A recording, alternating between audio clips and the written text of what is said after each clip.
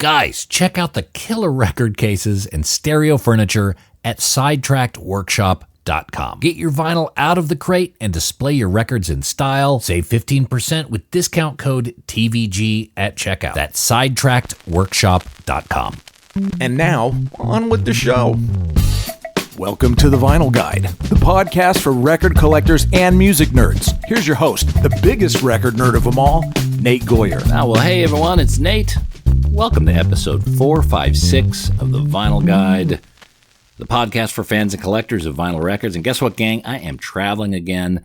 I'm back in California for the next several weeks, doing some family stuff, but I'm making plenty of time to attend record fairs, checking out more record shops, visiting some artists, which is getting pretty exciting. Lots is happening. I can't wait to share. You could follow my misadventures in real time on our Instagram page at Vinyl Guide. However, I'm keen to crack into this week's episode because I've been looking forward to this for a long time. It's Al Barile of Decontrol, or SSD, and Xclaim Records. Now, for many weeks, Al and his wife Nancy and we were going back and forth, trying to work out dates for the interview, and that wasn't easy since Al's dealing with some major health issues. He's battling cancer at the moment. This interview had to be scheduled around chemotherapy sessions, and I'm not sharing anything that he doesn't share himself. And in fact, Al was unexpectedly hospitalized after we captured just part of the interview. So what you're going to hear today is an amalgamation of a few conversations I had with Al. And I really got to take a moment to say that Al and Nancy are incredibly gracious, benevolent with their time, and extraordinarily brave, and determined to minimize any disruption to their lives due to the complications from Al's health. And I certainly hope that if I ever have cancer or get seriously sick, I'll be as brave and resolute as Al and Nancy are on this. So today, Al shares the story of recording and making the vinyl pressings of the extremely rare and collectible hardcore masterpieces, SSD's The Kids Will Have Their Say, and Get It Away. Both records were out of print for 40 plus years, only bootleg circulating, and if you could find an original copy, well, you were paying $1,000 plus for one in any decent shape. Only recently have these two records had official reissues, beautifully cleaned up audio. Those are available at trustrecordscompany.com. I strongly encourage everyone to go check out the SSD albums, bug your local record shop, or go to trustrecordcompanies.com. Also, Al and Nancy have an Xclaim shop. They do SSD merchandise and clothing and even instruments. Xclaim.bigcartel.com. There they have the SSD book, How Much Art Can You Take? It's a visual trip through the SSD world of the early 80s. The pictures are gorgeous, very clear, and they also have a lot of original flyers in the book, essays on the SSD timeline. It's very cool. So you could check that out and more at xclaim.bigcartel.com. And by the way, there's an extended version of this interview up at patreon.com/vinylguide. If you enjoy our show and you want to show your appreciation to your buddy Nate here, well, join us at patreon.com/vinylguide.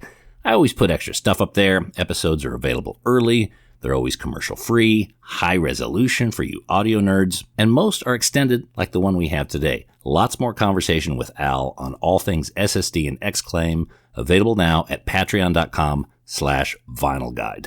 And also, Al wanted me to play this message to everyone today. I just think everyone should go get a colonoscopy. It's really important. You know, my life might have been different if I got it earlier than I did. So I just want everyone who listens to this, go get a colonoscopy. That's right. Go get a colonoscopy. It can save your life and make things heaps easier for those you love. If you're over 40 and you haven't done it yet, well, call your doctor and get it in the books. Now, normally I don't do public service announcements, but this one was very important, and I promised Al we'd get the word out. All right, you pukes, you've heard enough from me. Let's get into the Vinyl Guide conversation with Al Barile of SSD.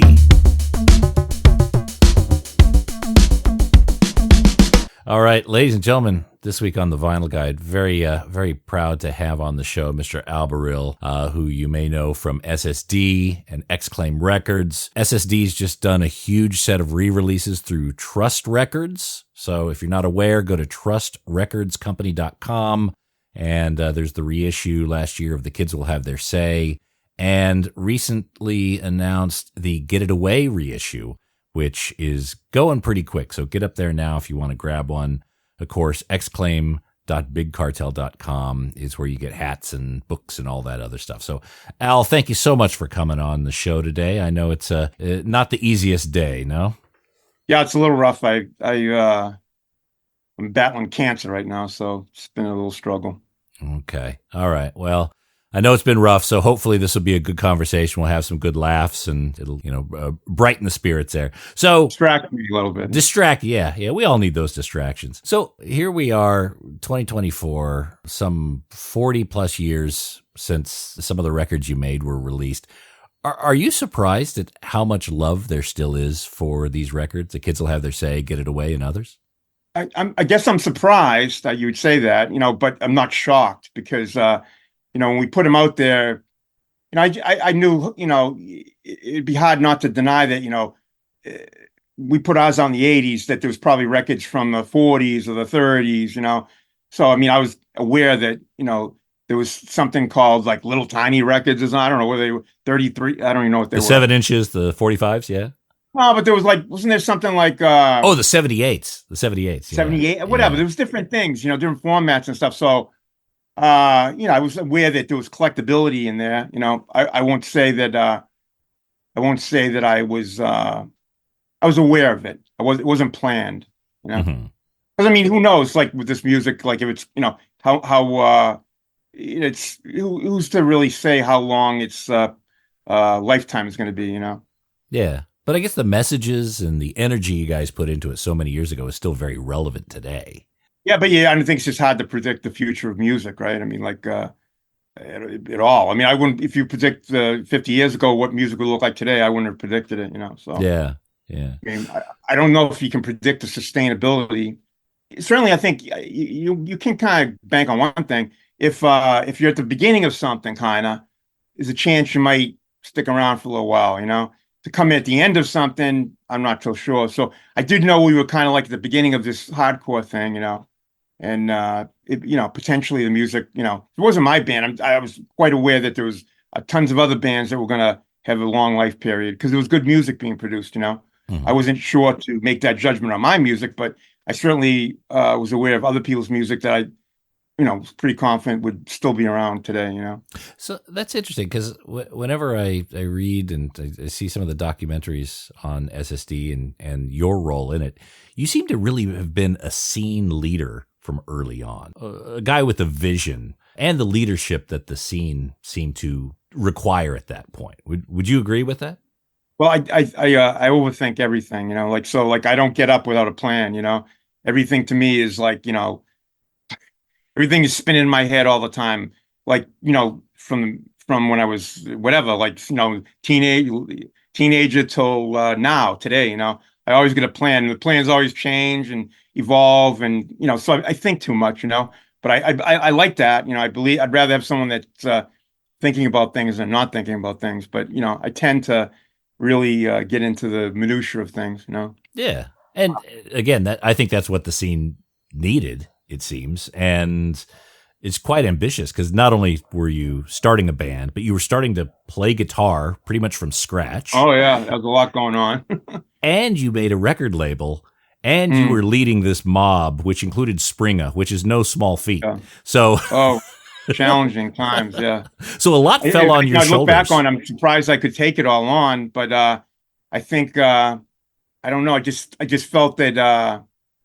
I just felt that it's better to steer the ship than let it go off course or something, I felt early on that I could see the thing going a different way if I didn't try to take a leadership role into what was happening on all levels, the band, the label, the scene, everything, I could definitely see things and, going a different direction. So, I guess if that answers the question. Yeah, well, you see things from different angles. Even when you guys would go play live, you'd stay in a motel, as I understand, and you would make sure that there's someone always watching the van or in the van so you didn't get stuff swiped. Yeah, the number one thing at all times was protect the gear, But above anything else, I don't care if we were practicing, just driving from, point A to point B or staying overnight in Detroit or something.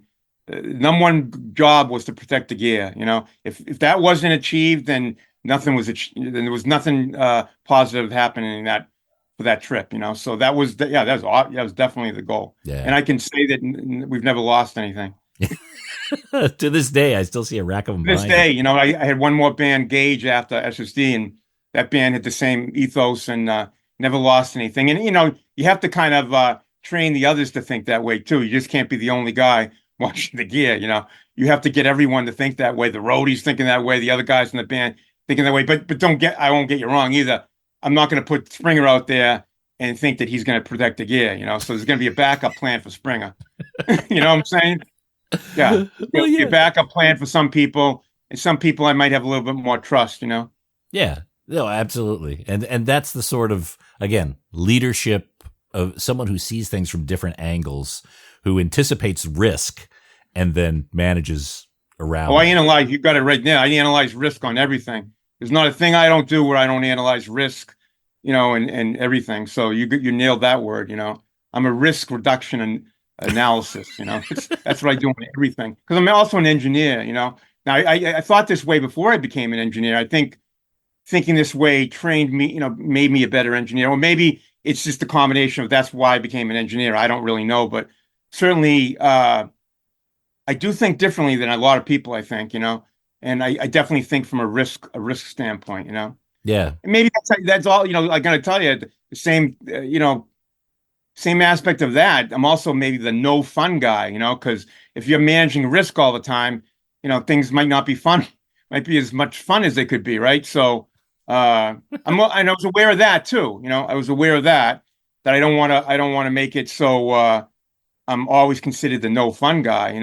So it's a balancing act, but I think it's important to be aware of everything. So with SSD, you guys seem to have jumped straight into an album with The Kids Will Have Their Say. No singles, nothing like that. It just straight to an album. That's quite ambitious. Was there ever consideration of kind of one of those mini steps before the full album? No, not really. I don't think so. No.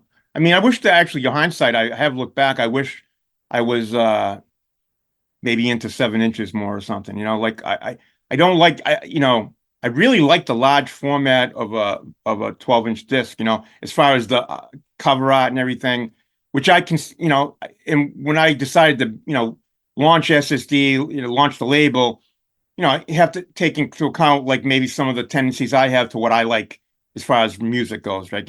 As far as a 7-inch or 12-inch or like that. So, I like the visual aspect of a 12-inch. I remember times that, I'd go to like a chain store or a record store and just get caught up in the album covers, right?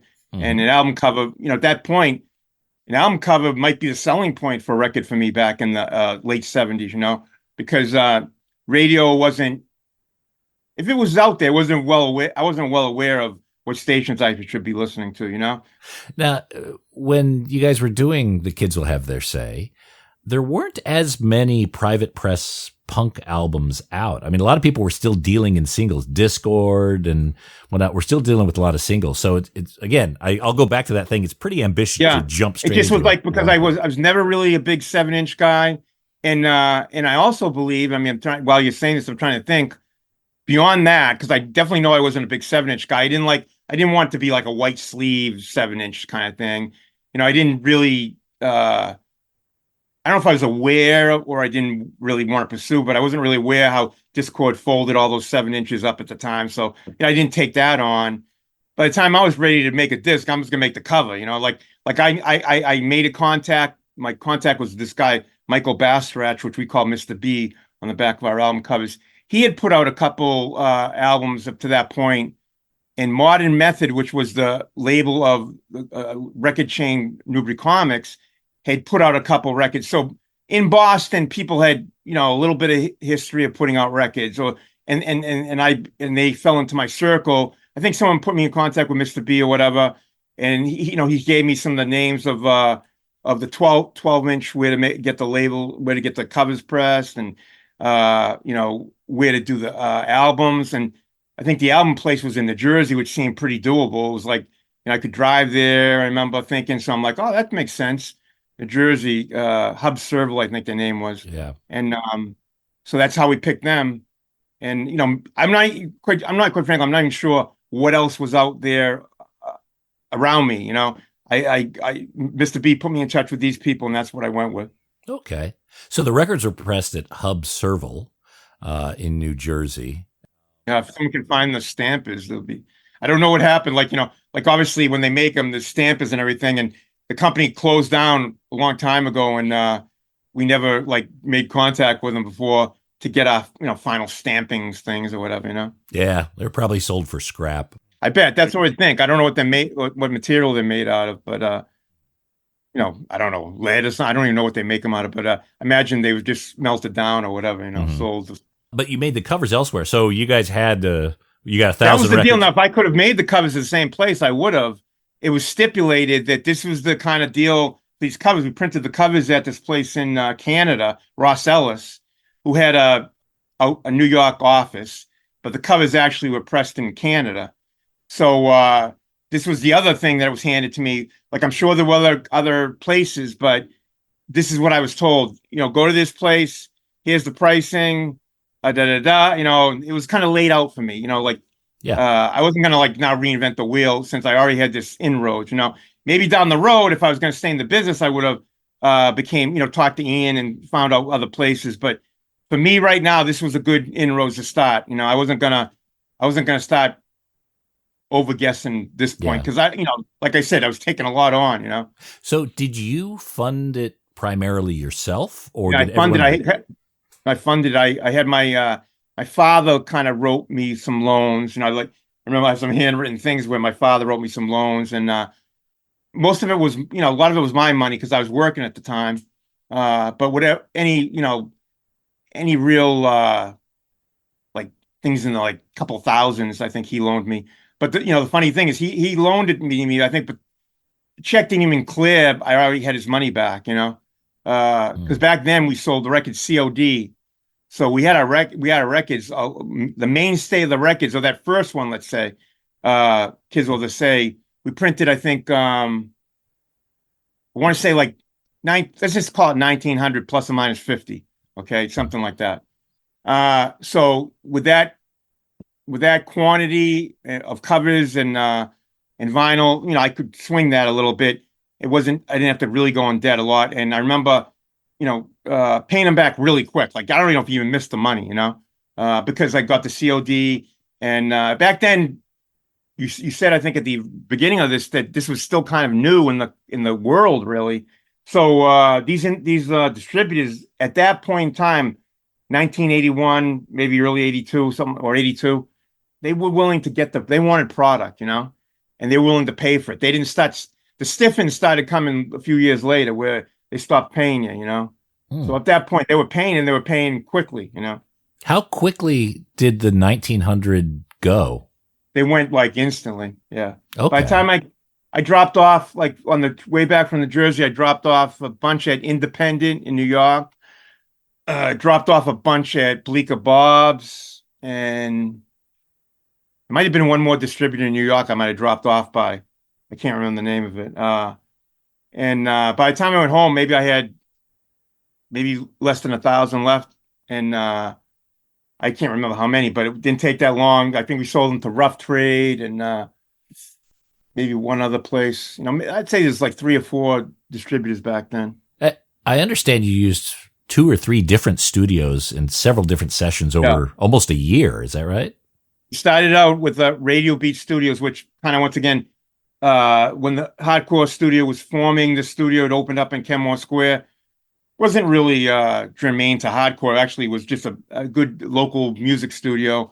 And from Lou working with us, he ended up, recording us in that first session. Then he ended up doing a lot of work for other bands at this studio, Radio Beat. So that was kind of his introduction to, I think, working at Radio Beat. And then Radio Beat was only 8 tracks. We didn't have good luck, man. Whatever reason, the recordings weren't matching what we were hearing in the rehearsal practice, most specifically down my cellar, which I'm sure most bands probably go through. I didn't go. This was my first experience at it, but I got to believe that most bands go through that like shock of hearing themselves on tape for the first time versus hearing themselves in the recording, in the rehearsal space. You hear something in rehearsal space, that quote live sound, and then you go into the studio and that live sound becomes a more sterile environment. And so that sterility was what we were trying to avoid. Took us time to kind of find a place where, in the end, the record ended up being like almost, we're going to put this record out to document it. It became like a record. At the end, it became more of a documentation. I'm not going to miss this period of time and not have anything from it. Like just waste that whole year or 2 years or whatever. So, whatever it took, we're going to document this period. So then we ended up pulling up from Radio B and going to another studio and Active Sound, which was really the basement of this guy Larry Lassade's father's basement. And that was in itself a challenge because his father didn't want us there. And that sounded better than the Radio Beat sessions. It sounded more like the sound that I had heard down the basement, but it still wasn't the sound that I thought. And so that's where we left it. We recorded it and basically said, I'm not sure if we had like an open discussion with the whole band, but I know what I was thinking. I was thinking, let's get this fucker out and move on. Were you satisfied at the time with it, or do you feel it was like a series of compromises and there are things? I wouldn't say compromises. I wasn't sure at the time what it was. Mm-hmm. It just didn't sound like we sounded down the basement. Okay, so my head was still spinning at this point. It wasn't really performance. I don't think, although I don't think we, were an amazing performing band. But I don't think that was the problem. It just, it didn't feel like comfortable. It didn't feel like, I tell you, the one thing I do know is that when we played live or even in the studio or even in the rehearsal space, we were an impact band. We we made an impact, and so how do you make that impact in the studio? I didn't feel that impact being made, so that was the challenge. How do we get that like boom, in the studio? And that was so that till actually Gauge, I continued that search, so it took me 16 years to figure it out, I think, not actively recording in all those 16 years, but I'm saying I started recording again like in 94. Took me till about 96 to figure it out, I think, You really are an engineer. Yeah. I built a studio for it, to figure it out. That's how obsessed I was with it, So when you listen to The Kids Will Have Their Say these days, do you hear the things that you would do differently, or can you enjoy it as the document that it is? Okay, I don't enjoy it, number one. Okay. I'll be fully honest. I don't enjoy it because I do remember the heartache of making that record, okay? But I never analyzed the record. I've never analyzed the record and said, well, here's what I do differently. I've never done that. No. Okay. But I don't enjoy it. I do not enjoy it. How does the current, the trust reissue, which I understand went back to the tapes, and we could talk about that. Have you compared that with the original Xclaim? How do they sound different? Well, I definitely did because, we had a in making these records, part of the challenge was, restoring these tapes, the tapes were, the history on the tapes is another thing. When I allowed Curtis from Tang to put out Power, the CD version, in like 91 or whatever, I gave him all the tapes, so he was the possessor of the tapes. And, over the years, I found out he had the tapes, and I said, hey, can you send me back the tapes?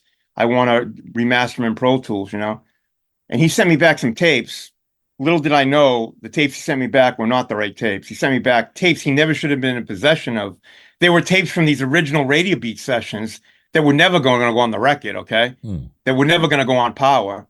And that's what he sent me back. I didn't know it at the time because I didn't have an 8-track tape machine. I didn't have any analog tape machines, right? So that was my challenge, was how was I going to get the analog tapes to my Pro Tools rig when I wanted them back in like the 2000s or whatever. Come to find out, he's a sneaky bastard. And by sending me these tapes, he's got all my original tapes. I know he does, but he says he doesn't have them. He's the only guy that have them. I checked all my producers. No one else has them. He has them because how do I know he has them? Because they made the power record. If you didn't have them, never had them, then no one would have had those, the power record wouldn't have come out. So he has all the tapes. He's got the tapes from, one record through 1 through 4, but whatever reason feels confident enough that he can steal the tapes from me and own on master tapes. He never had any right to any on master tapes ever. Anyways, that's part of that story. Now, the tapes from my mother's cellar during the period where that second band is going on. There's like a flood down there. A lot of water gets in the tapes. The tapes look like mucky brown. Okay. Now just for clarification, this was a backup tape for the Kids Will Have. Well, let's just call them. I thought at that point, I still thought they were the real things. Okay. Okay. At that point, I still thought they were our master tapes. It's only after these mucky tapes, I remember taking photographs and sending them to Ian Mackay of Discord, and just to get people's opinions on, if these were recoverable. And everyone was like, wow, that's about the worst looking tape I ever saw. So anyways, by the time Trust Records rolled around, those tapes were still in the same condition. Well, Joe, I sent him back all the tapes once we signed the deal. He sent them to a restoration place, which he unwound the spools and everything. Somehow cleaned the tape with a rag. I don't know what he'd used, but amazing restoration job. And that tape, and then then they sent me all the digital files back. I started looking at the tape. Looking at the files, and I'm like, this isn't what I'm not looking. This isn't right.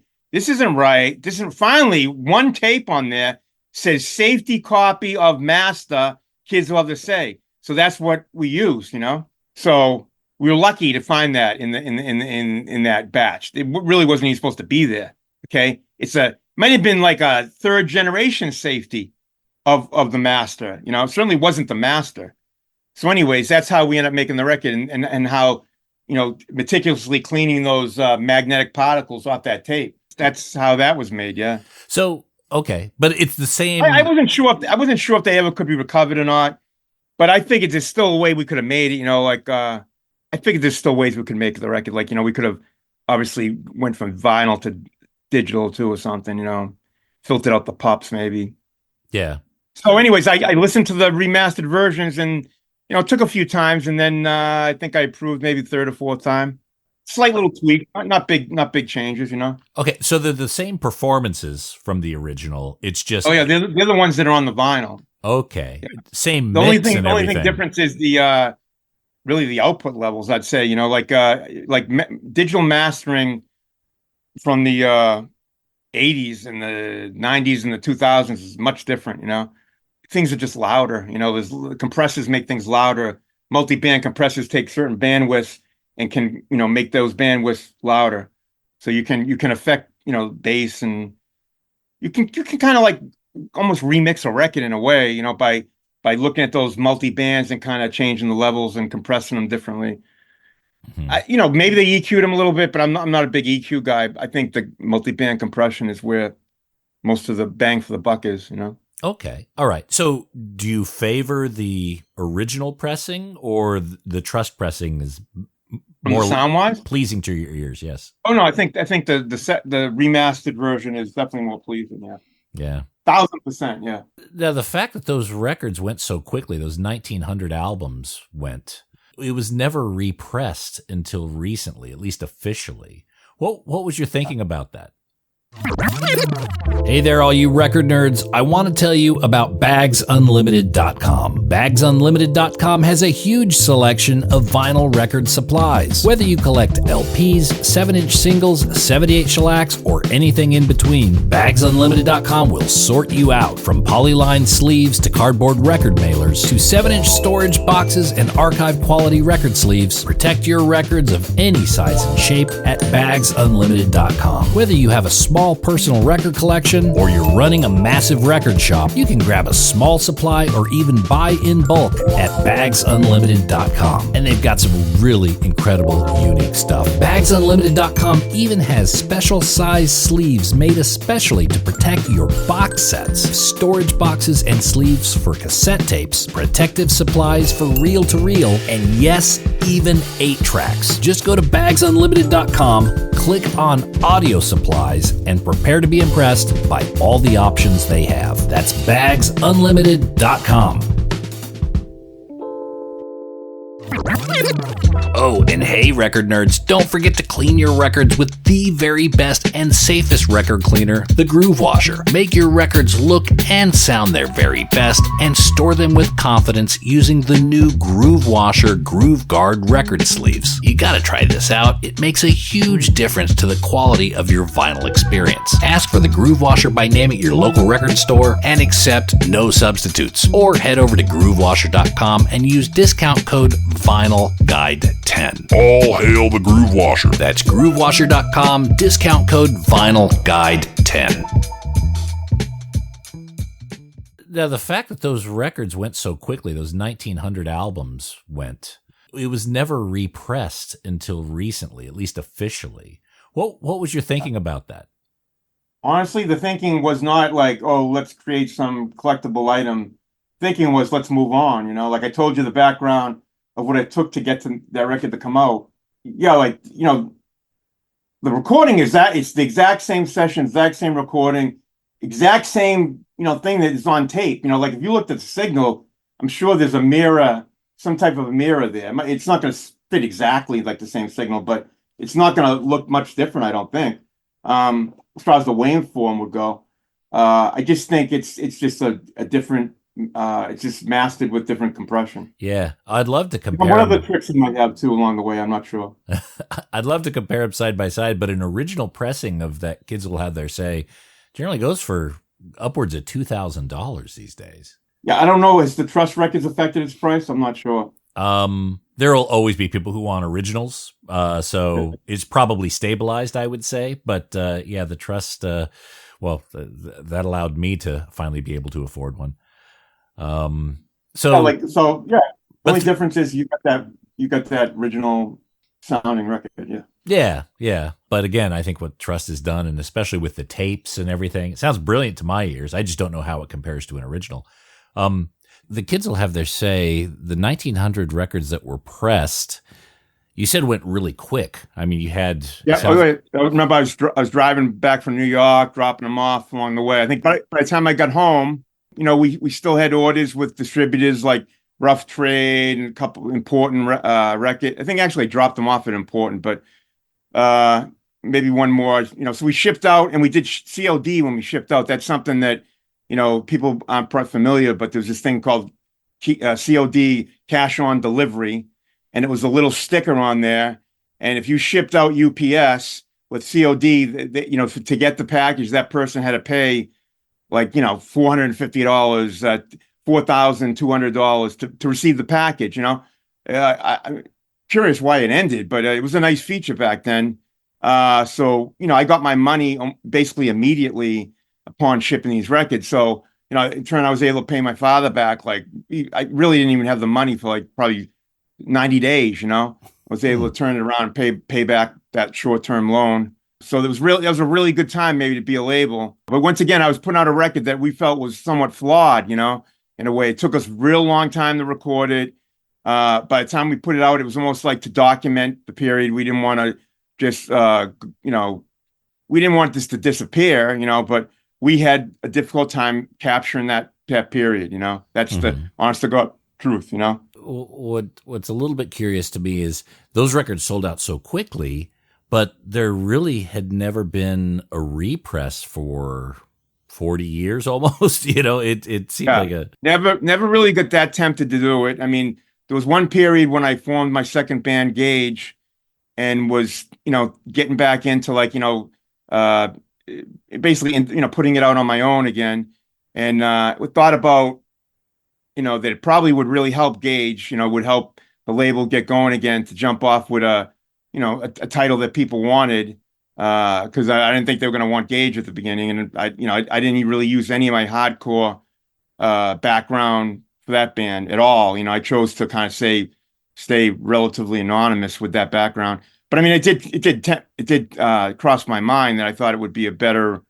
So that's the only time I really thought about repressing it. Right, because it never even really came out on CD. Until no, the CD part was when I think I maybe started that story, but maybe a little bit before that is when the CD thing came. I went to a record store and noticed that there was no more records in the shelves anymore. And I had this little couple year gap where I was finishing my degree at Northeastern for engineering, and I wasn't really totally in touch with music and what was going on, and maybe hadn't bought a record for a while.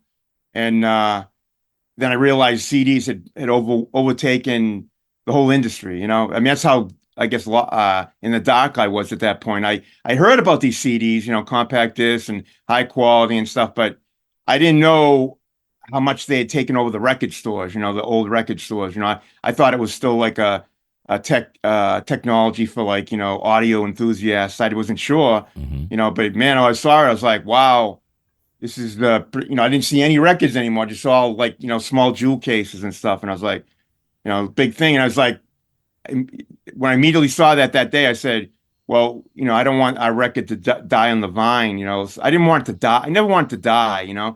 I thought it could live, a little bit. So, and not necessarily that record, our music at that point, because this is now 1991, when I had this thought, maybe even 89.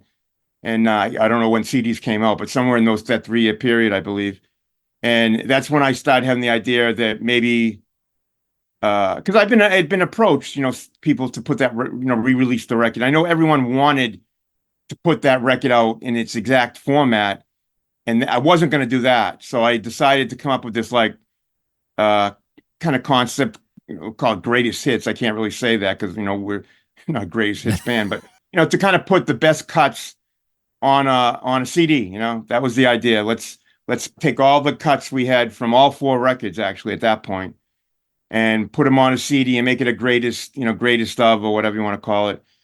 And, I called it Power. So that was my title and everything. And Tang happened to be just there at the same time, at the right time. And they were starting out, and I thought they were the right vehicle. He was a friend at the time, and I thought he was a friend. And so I let him do it, but, that's the probably biggest regret I ever had, was maybe not so much putting that record out, but putting it out with him, Right. That's my biggest regret. Wasn't Power? It is like a greatest hits, but it's a lot of the offcuts as well. What were those the original? It included offcuts. Okay. Yeah, included some things that weren't on the records, kind of like as a carrot to him. I don't think he, maybe he wasn't. I don't know if he. The third and fourth record wasn't so popular, so maybe he didn't want those songs on the record. I don't even know. I never really got down to it. I just told him, here's what's going on. I dictated what was going on.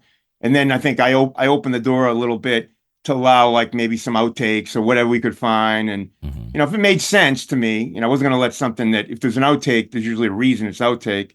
But if it made sense, at that point, it was even more of a documentary kind of thing, documentarian kind of, because I thought, this CD might outlive these vinyl pieces. At the point, I wasn't even sure what vinyl, the future of vinyl, would it hang around? I mean, of course it was going to hang around because, I know all those formats hang around, but, would it really sink to a death like those 78s, I don't hear too many people talking about 78s right now. Hey, let's trade some 78s. I'm sure there's an underground, thing for that, but I don't hear it that often. So, I was thinking that maybe it will be like the 78s or something. So bottom line is I wanted to keep SSD on the in the what's the right word, in the not ethos, but in the whatever, You wanted it accessible, right? I just wanted people to know who we were, right. And what that time period represented. I didn't want to be the guy responsible for having that die on the vine, because my attitude at that point, up to that point, was really anti-business. There was a chance that these weren't going to be on the because I already decided. No, I put them out, and I decided that I wasn't going to re-release them. So I was trying to be the opposite of what I was actually, trying to almost be the opposite of my instinct. Put out this record with him, and do everything that was opposite what I would have done. In a way. Now, at what point did you start to hear word of, I guess, the value of The Kids Will Have Their Say, the vinyl kind of starting to I think out the roof? It wasn't actually pretty. I can't say when, but within a year, I think, of the within a year of them selling out, I knew that they immediately had some type of inflated value, you know. Maybe the first time I heard it was like $40 or something, you know, like $30 or something, you know, but not in the hundreds yet, you know. Right. And or maybe by 91 it had reached into the hundreds. I can't really remember, but first time I heard it, you know, that it had inflated value was like $40 or something like that, you know. Okay. So you knew that people were out there seeking it. I knew early on that people wanted the record, yeah. Okay. And I knew because I knew there was collectors, and I could see there was people, and you know, I can't say I was ever a collector, you know, but there was a point in my life where, you know, I was into the vinyl, but it didn't last long because for me, this is the most interesting thing. I'm not sure if other people ever thought the way I thought, but when I started the band and the band started to really, you know, write a lot of material, I found it very difficult to really buy other people's music and listen and write my own stuff. You know, like I found it very, it would you'd fill your head with other people's songs in your head and stuff, you know? So that might have been as early as like 84 that I realized that I had to stop buying records, you know? So I made the personal sacrifice to stop buying records, really, you know? So I don't own a lot of, quote, classic, you know, pieces of vinyl maybe because I got out of it by then, you know? I had decided that I couldn't do both, you know? It was impossible to do both. Right. Well, you've got I remember you telling the stories about buying the early Discord releases. Do you still have you hung on to those, or did those disappear? No, I had hung on to them at that point, but interesting enough, my producer, Mr. Mike Bastarash, I think around that same time period, 90, 91, 89, maybe even, he started getting into the trading vinyl or something, you know, because he was on, you know, there wasn't an internet yet. He was on some kind of list where he would like trade with people through mail, you know, and maybe phone calls, but maybe through mail, I think mostly.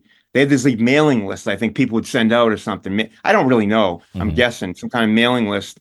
And Mike was part of that. So he came over to my house one day to kind of get my records, you know. Other than that, I still would have had them probably to this day because I don't really sell vinyl. You know, I never was to selling and trading vinyl. And they would have just been at the bottom of a bin still, you know. But he came over and really wiped me out pretty early on before the prices had got really high, you know. Yeah. And I just said, yeah, whatever you want to do, sell them. I don't care. And he thought he was, you know, doing me a favor, I guess, or something. I don't know. Like whatever he paid me, it wasn't a big, you know, like it didn't change my life, you know. So like whatever I just said, fine, you know, whatever. He gave me a couple $100 maybe at the end of it. Didn't really phase me either way or the other, you know. Like I had the couple $100 or I didn't, you know. Well, who would have known? Yeah, and I think he might have grabbed some sealed kids too at the end. Like I might have had like, you know, 10 or 20 sealed ones and maybe some get it away. We all like I was really fair when the band broke up. You know, I went through whatever vinyl I'd hung on. Like I usually hung on to a couple boxes of everything, you know, like even though I was out of Kids Will to Say, I was out of it, but I mean I hung on to like a box of them or something, you know. So I might have had 25 to 50 or whatever. So we split them up with the band, you know. Okay. I mean, I could have hung on to them, but I split them up with everyone, you know, right down the line. Do you still have any of those in your personal stash? No, those I think those are long gone. I might have one or something, you know. I don't know if I probably don't even have a sealed one, you know. Yeah, last time I saw one in decent shape, it was I think $1,800. Yeah, and I'll be honest, I would have I have you know, something inside me would have difficulty selling my record to someone for 1,800 or whatever, you know, like, yeah. I mean, I'd have to clear some moral block in front of me to do that, you know, with my integrity is like, not like to allow that, you know, kind of, yeah, even though it's not a big deal, but I mean, somehow here's the deal with me. I've been great at producing content and making stuff, but I've always had trouble selling it, you know. Something inside me, I just don't have, there's no con man in me, and I'm not a salesman. I don't have that sales kind of thing, you know, where my attitude is like, buy it if you want. I don't give a fuck if you don't want it kind of guy, you know, like, I mean, my records, buy them if you want. If you don't fucking want them, I don't give a fuck, you know. That's kind of my attitude, you know. So with Kids Will Have Their Say, and I'm holding up the white version. I like that white version there. They did a great job. I mean, I loved when I saw that. I'm like, oh yeah, and I immediately knew this is going to be a collectible right here. Yeah. So this is a version Brian Ray Turco made. Was there an original vision for what the cover of The Kids Will Have Their Say be that's different than the black one that they have today? Hey there, audiophiles. If you're seeking stylish furniture to showcase your stereo and record collection, well, look no further than SidetrackedWorkshop.com. Sidetracked Workshop designs extraordinarily elegant record cabinets and consoles that add sophistication and panache to your music hobby. Handcrafted in the good old USA in the vinyl-loving city of Portland, Oregon, Sidetracked Workshop's designs are a music lover's dream. Made with real walnut veneered wood and brass accents, these gorgeous designs add class and taste to the record room and ship fully assembled and ready to enjoy. Just check out the designs for yourself at SidetrackedWorkshop.com. Look, you spend thousands of dollars on records. Don't keep them in a crate, and don't risk your records on those feeble wooden pegs from IKEA. Your music deserves the dignity of Sidetracked Workshop. That's SidetrackedWorkshop.com. Elegant solutions for the vinyl lifestyle. Was there an original vision for what the cover of The Kids Will Have Their Say be that's different than the black one that they have today? Like, no, I just let them run with it. Whatever they want. They want to create an alternative cover version and stuff. I said, yeah, like when I decided to do business with Trust, a lot of people would think I would want to go back in there and start telling them what to do. I gave them suggestions and ideas and concepts that I had. And actually, I talked to Joe Nelson for a couple of years before we even decided to do it about some of my concepts. And, I had kind of studied it a little bit, and thought this is his, my actual original concept would have been to do both records combined in a box set, like maybe a metal box or something metal. I want, not metal because it's metal, but, I'm a mechanical engineer, so I wanted something mechanical. And then I realized when I thought about it, I was like, someone would probably kill themselves with this device if it fell off this metal thing I wanted to make. It fell off like a shelf or something and kill them. So I said, I don't want to get in the liability of creating this killing device. So I said, nah, I bet, so I just essentially said, I'm not going to get involved in what I want. If I sign up with someone else, I'm gonna let them do what they want, So that was my attitude with the Trust records, to let them basically do it. I mean, if there's something that I really objected to, I would have said something, but and they ran everything by me. But as long as it was, as long as I wasn't really objected to it, I was gonna let it go. I wasn't gonna let my opinion change something. Yeah. No, I love this cover. What I was meaning was more the original cover with the black background as it came. Was that the original concept for the album cover? Yeah. Always. Okay. Yeah, the original concept is us. We did some photo shoots, and us running up the State House.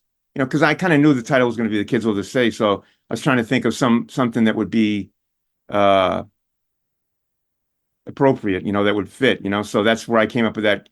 And we went down there, and like some people don't understand, but there's very little that I do in life that isn't planned, So, that was planned, Like some people don't think we just ended up there at that spot, shooting this album. No, and that was kind of planned, So I wasn't sure if it was gonna, when you think of these things, sometimes you think it might be too hokey, But you have a vision of an image versus in a title, but until you see it, you're not sure. And I don't want to, I'm not a fan of the cheese, so I wasn't going to put out cheese, So when I saw the image, I was like, yeah, this image is it, And they just, cut around the background and made the black sky, Okay. All right. That vision was baked in. Yeah, that was going to be, the title was going to be "The Kids Will Say," and that was definitely the title. And that it was like, that was the concept of the album, really, like this is what we are, really, we're a bunch of kids that don't even know how to play our instruments barely, and but we're going to be heard one way or the other, Now, the back cover, did you do the mock-ups, or who did the mock-ups to create the artwork? The original was done by Bridget, our friend Bridget, who was going to school for graphic arts, I believe, at the time. And Bridget she laid Burpee. It all out on our old board, with Electroset, like rub-on typeset. Yeah. Okay. All right. That's how you did it back then, I think, or at least that's how she did it, Do you still have the cover art and the mock-ups? We had it. We might have sold it to Brian, I think, actually. Oh, okay. Like there was a period where my wife was going through a lot of stuff we had, and we were losing stuff through a lot of moves, And when we moved to this last house, she kind of got more involved in some of the SSD archive stuff, and then the internet had started, and she started doing the Facebook page, the band Facebook page. So she had kind of got more involved in the minutia of the band, and that's when she started like selling some stuff. Mm-hmm. Okay. So she sold some original artwork. I think that layout might have been sold and other things like that. Okay. Do you still have the original artwork from Pusshead for Get It Away? We had both. Yeah, both pieces were around, and I don't think I can't remember. I think the bass player still has some of the artwork for. But I think during the re-release, we sent it out to Trust, so they might have it right now. It's not as overwhelming and nice looking as that layout. I believe it was. Maybe the technology had changed a little bit by that time. Right. So talk to me about how things started to change with Get It Away, because it seems the kids will have their say. You went from studio to studio, starting to put it all together. Now you had a bit of experience. How did the experience with recording and developing Get It Away change from the kids? Get It Away was recorded like in a 16-track studio, so we got 8 more tracks, So, there's more potential. Now, I don't even know if we utilized those 8 more tracks. Like I said, at that time, I really wasn't involved in producing the band or recording the band. I was still trying to concentrate on all the other parts of the band that I was doing, Mm-hmm. and I hadn't really signed up for that. And then I told you years later, Engage, that was one of my weaknesses I felt, and I wanted to improve upon, the understanding of recording and stuff. So by 94, I had built my own studio, but prior to that, I had still let Mike and Lou handle the recording, but we went to a 16-track studio, and it was less. I remember that. I just remember it as less pressure and less tension. Still was kind of intimidating, the room wasn't really natural for us to play in. I remember, we had the amps in separated rooms and stuff. So it was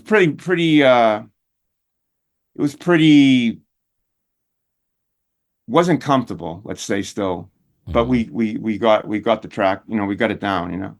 You were much happier with the results of Get It Away than you were Yeah, at we the could time. tell that things sounded better, already. And Mm-hmm. Francois had joined the band by the time we retract that record too.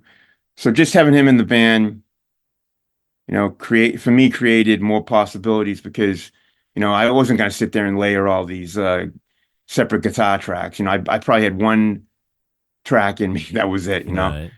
So, I didn't have that. If I had the vision of what I heard, I couldn't play it, put it that way, Was Get It Away always envisioned as an EP, or was there some And thinking I was about? just record whatever songs we had, it wasn't necessarily, where the mission was, we were making a record on kids will say we're set out to make a record. I'd say we were just recording at this point, with the hopes of putting out a record, Right. By the way, you look like my drummer so much. Every time I look up, sometimes I think you look like my drummer. He's a very handsome man, so thank you. Yeah, no, he looks like you guys look close. You both have a good full head of hair too. Yeah. But every time I look, I think I'm talking to my drummer. But yeah, we were just gonna take another stab at recording. We knew we had some good songs, that, maybe we knew we didn't have enough of them, but we also knew we were gonna like start doing like a tour, we're gonna go to California, I shouldn't even say tour because we didn't do that, but we're gonna go to California. So, we were still, we weren't totally proud of that first effort. So we wanted to come up with something better, So from what I understand, the kids will have their say. You recorded in different batches, different studios. I guess it sounds like it was probably you're running the same kind of playbook for Get It Away. Let's record a batch of songs here, and then maybe we'll get to some later. No. That was not the playbook. That was what we ended up having to do, but that wasn't the playbook. Playbook would record the songs, and that would be it, Okay. But we didn't. The first time we recorded Get It Away, everything sounded okay, so we didn't have to go record it again. We just recorded one time. And after that recording session in that 16-track studio, you said, "Okay, that's it. Let's start to put this out. This is now a finished product." Yeah, I can't remember exactly, but that would have probably been my mentality, because we weren't going to wait to write some more songs, I don't think. So for Get It Away, there were 5,000 copies pressed, as I understand. They're like 4,800. You know, like on both.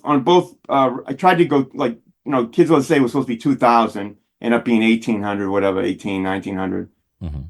And same thing at Getaway, it's supposed to be 5,000, ended up being like 4,826 or something. I don't know. Okay. And did those go as quickly as the kids? Not at that speed. No. Much slower. And I had some people start paying, you know, getting my money became difficult, you know, on that record. Okay. Yeah, it was not a COD thing like the other one, you know. It seemed like in the period between 82 and 83, a lot more independent labels must have popped up, a lot more bands making records, because the distributors and the stores, you know, they wanted titles, but they didn't want them as bad as they wanted them in 81, 82, you know. By 83, they became more the guy in charge of when you get paid and stuff, you know. Yeah. By this time, you're kind of running a bit of a label with Xclaim because you've got other bands in there as well. Well, I never wanted to be a label. So I told those guys, you know, because I was going to be a label, I would have had you know, put them in the studio and stuff. And if I had more control over the studio, I would have done it. I would have done it differently. But I was wondering if these other bands would go in the studio and be unproductive too, you know. And then, you know, like I was making like, I don't know, $10 an hour or $7 an hour at the time and stuff. And, you know, rent the studio was like 15 an hour. So the math didn't really work for me. You know, I'm working and the studio's cost me twice as much, you know? Mm-hmm. So that was the big problem. If I had success right out of the bat or had my own studio, you know, we would have been probably more conventional label, you know, but I just said to these guys, hey, you want to do it? Do what we did, you know, go record on your own, find the money somehow, and then find the money to put it out on your own too, like the way I did it, you know? So for like FU, but I wanted them. I said, you know, when they came to me, I said, I think using the title might help, you know, because it made it confusing in the end for the distributors paying everyone, you know, because Xclaim was like 3 people at that point, you know, it was like the FUs, Jerry's Kids, and us, you know, but it worked for me. I didn't mind it. Okay. It didn't bother me. So they were just using FUs and Department of Youth Services. They just used the title, really, you know. Okay, yeah. But they managed everything themselves, and maybe some of your contacts then. Yeah, I would help them, like if I could, you know. But I wasn't going to really put the records out myself. I wasn't gonna find myself not getting paid by their records too. You know, at that time I had already seen the writing on the wall was, you know, it was getting harder to get the money, you know, part of it. So if I had still got the money on COD, I probably would have kept things going, you know. The tapes for Get It Away, did they have a similar fate as the tapes for The Kids That Have Their Say, or have all the tapes? Yeah, when they were putting together the Power record, all the tapes ended up with Curtis because that's how he made Power. You know, let's be real. I mean, he denies he has the tapes, but they couldn't have made Power without having the tapes.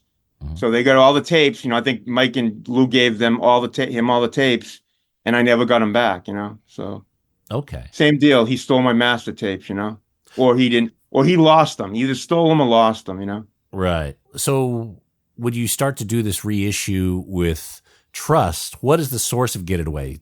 Was it a similar issue that you had to clean up tapes like The Kids, or was it a different source? No, when I went back to look at that, you know, that bunch of tapes that he had sent me back, that ended up being all outtakes from, you know, recording sessions from Kids of the Say that were never used, you know, which, you know, I guess if someone wanted to put them out someday, I mean, it'd be cool, I guess, but they sound like you know, they just sound like the Kids of the Say. It's nothing really great on that. Anyways, when I went to go examine what I found, I could not find the analog version of Get It Away. So we end up using a digital version I had accumulated, you know, from that period, you know. Okay. All right. Like it's like a DAT version of it. Okay. All right. So it's not a needle drop. It's a no, it's digital. not. Yeah, I'm pretty sure we didn't use the needle, but we were thinking about possibly going that route. But in the end, we decided to use the digital version I had. So do you know if the other Xclaim artists, FUs, Department of Youth Services, if if those tapes exist, or do you have anything to do with those at all? I'm not into that minutia. No, I don't know. You'd have to ask those guys. I imagine, I'm going to tell you right now, I bet the story's exactly the same, that they can't find their tapes. And I bet I know who's got their tapes. Mr. Curtis Casella on the West Coast, that would be my guess. But, I'm only speculating. I don't know that. But I think that, because I think Tang also re-released FUs and re-released Jerry's Kids. So I believe that Tang probably has their tapes too. But maybe they were better at it. Once again, my fault, my mistake. I should have been more involved in that actual mastering of those things, because I look back on it, the mastering was really terrible. They did a lousy job. I'm not even sure if the mastered versions ended up being on Power. To be truthful, I wondered what versions end up being on Power, because to me it doesn't even sound like the mastered versions that I remember on Power. So I don't know. It's a good question. I blame myself. I should have been more hands-on. At that point, I was trying to be more hands-off, and I get what I get. I get other people involved in my life that shouldn't be. He shouldn't be involved in my life right now. He never should have been. He shouldn't have got the record. I mean, Tang, that Tang Power record served one purpose, and I'll always say is that he fulfilled what I told you about how that CD thing. There was a CD void, and we now had a record in that realm. So a lot of people, I'm sure, in the 90s, heard about the band that would not have heard about him, or just would have been more maybe a record collector thing, or maybe who knows, maybe it would have been better to not have. But I don't know. I like the fact that in the 90s people got a chance to hear some of our stuff. I like that. Yeah. It kept it alive. Power was a success. It's not a failure. I wish I had done it differently, only because how it ended up now, because he turned into be such a really bad guy, and not a fan of the band at all, but if that hadn't been the case, maybe I would have a different attitude. So with the reissue of Get It Away, many fans, again, those two records, the kids will have their say in Get It Away, are just kind of the core, the beloved albums. Is this kind of the conclusion of the reissues? Are you going to think about going to How We Rock? Yeah, I think Joe had mentioned possibly pursuing the next two records. I mean, at some level, maybe releasing a box set at some point down the road. Because of my cancer, I don't think I'll be here for that. But I hope whatever they do, it comes out well. Now, I can totally cut this out if you want. Is there any comment, or do you want to share kind of what's happening health-wise? Yeah. No, health-wise is, I've learned a lot of. I mean, I had a bad health situation even before cancer. My spine's been operated on 8 times, and I'm fused from L5S1 up to T6. So a real long fusion, which had really sacked my life. Around 2008, I think 18, I had that surgery, 19. And after that surgery, I struggle with my health. I really struggle. I mean, I struggle with my health going back to 2002. Okay. But after that big surgery, where I lost my job around the same time, I worked for G for 35 years. They pushed me out the door. So I was out the door without a job, and I decided to try to get my back fixed, and I had this big operation, and it turned out to be really bad. Roll the clock, 5 or 6 years later, I get cancer all of a sudden, ass cancer, which is even worse. And in December, I had to have a complete removal of my rear end, and I have a colostomy bag, and really terrible situation. And then my cancer was, had radiation and chemo, and it shrunk, but now it appears to have grown back right now. So it's grown back. I have terrible neuropathy in my feet, my hands. I can't play guitar. I can't even barely walk right now from this neuropathy, which you get from chemo. Like, if any musicians are out there who have cancer, be real careful. There are some drugs that cause really bad neuropathy, and I might even suggest avoiding those drugs, because in the end, I get cancer again. So what did it really do? What it did was left me with tremendous neuropathy, which I can't even explain. But the only way I could explain it is just imagine if your feet and your hands were like maybe 50 to 75% numb, with no feeling in them. That's what neuropathy is, It's kind of it burns a little bit, but it's mainly numbness, So I'm a wreck right now, and currently the tumors come back. I'm going through chemotherapy again, and just last week I had to go to the hospital, So I've been in the hospital 2 times in the last month, and things are tough. Okay. But I'm doing the best I can. I'm fighting. I know I have a lot of support on Instagram and Facebook. I got a lot of Facebook friends out there pulling for me. I'm doing the best I can. I'm fighting like hell, but this is a tough battle. This is the toughest. I don't see this. I don't see the enemy. I just hear reports of it. Oh, your cancer markers are up again. My cancer markers started to go up a couple months ago. So now that's where they started the chemo up again. But they can't go in there and just cut the tumor out again. It's attached to something right now, and so Well, I imagine I'll probably live for a couple of years, maybe or less. But probably not much longer than that. Yeah, my dad had bowel cancer as well, and they removed everything, and he had a colostomy bag, and he went over a decade. Oh, Jesus! And the way he died was he fell over, so it had nothing to do with that. And you got to be hopeful. I hope that turns out for me, but science kicks ass these days, so hopefully it'll do the same for you. I mean, just I got everything so far has not indicated I've got that breakthrough. Even when they said my cancer was shrinking, my tumor, remission or whatever, I didn't trust them, and sure enough, the thing's grown back already. In a spot where they didn't think it would ever grow again. I was more focused on where it was going to spread to next. Was it going to go to my lungs next, my liver, my kidneys? But it's turned out it's grown back in my ass area or bowels or whatever. Well, there's a lot of people that are, I guess, sending you positive thoughts for whatever that's worth. But right. We're watching it. We're watching you online and wishing you well, man.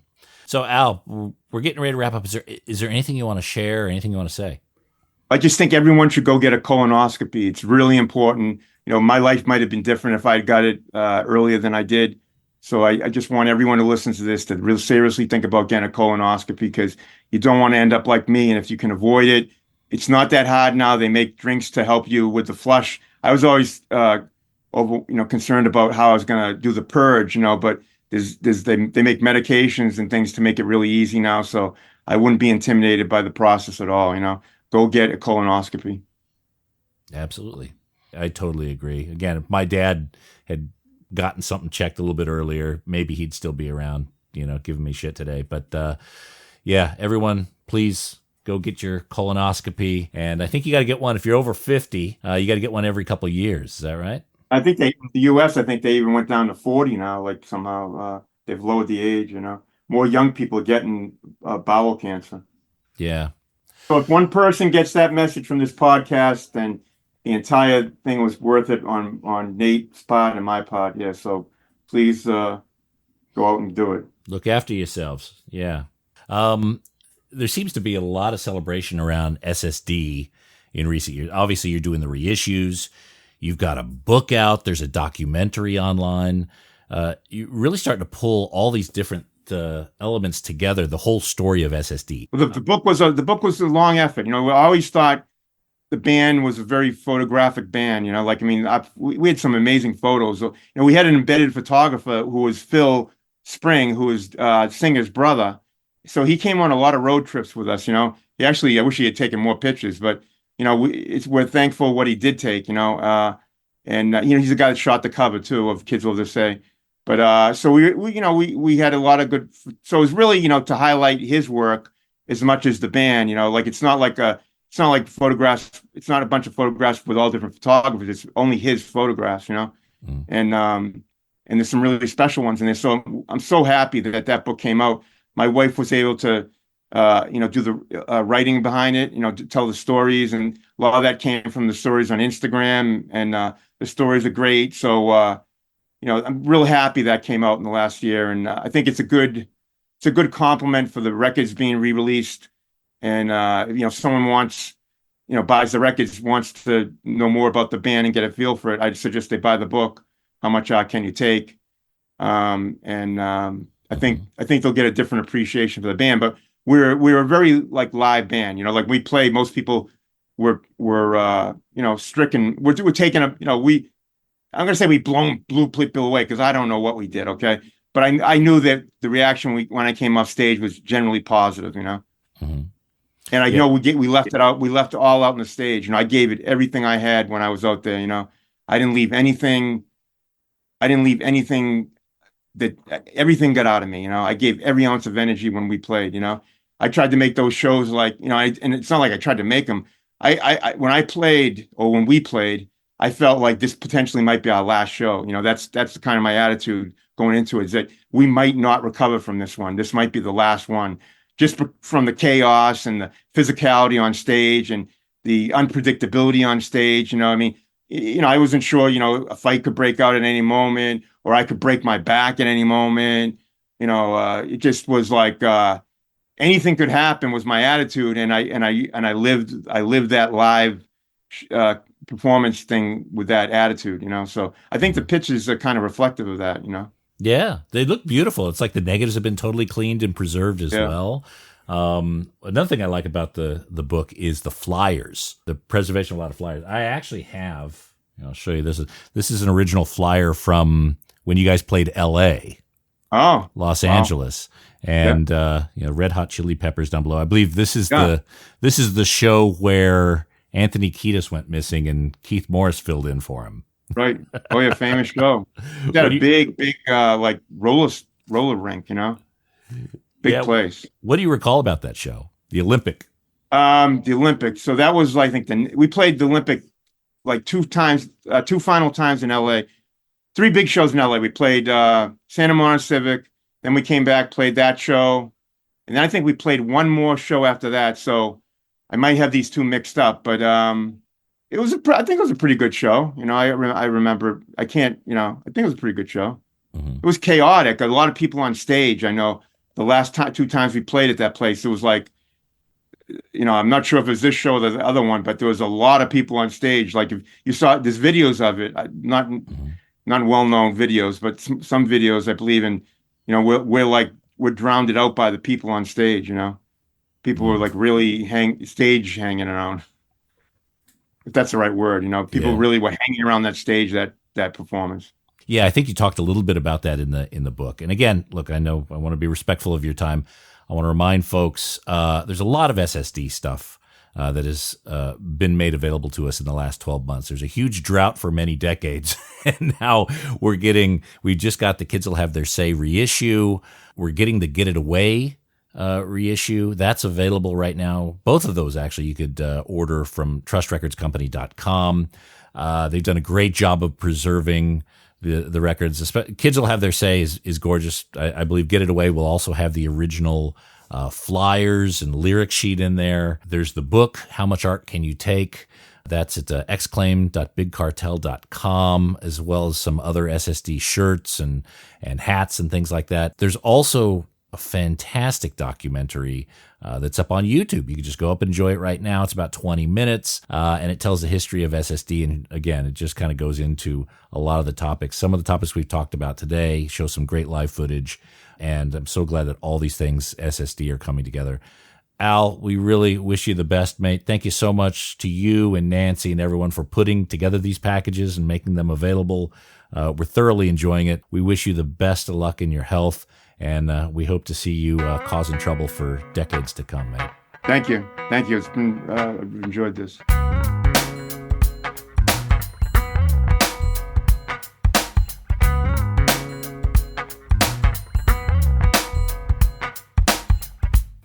Oh man, there he is. The man, the legend, Al Barile, Decontrol and Xclaim Records. Thank you so much for coming on the show. Big thanks to Nancy Barile for helping put this together.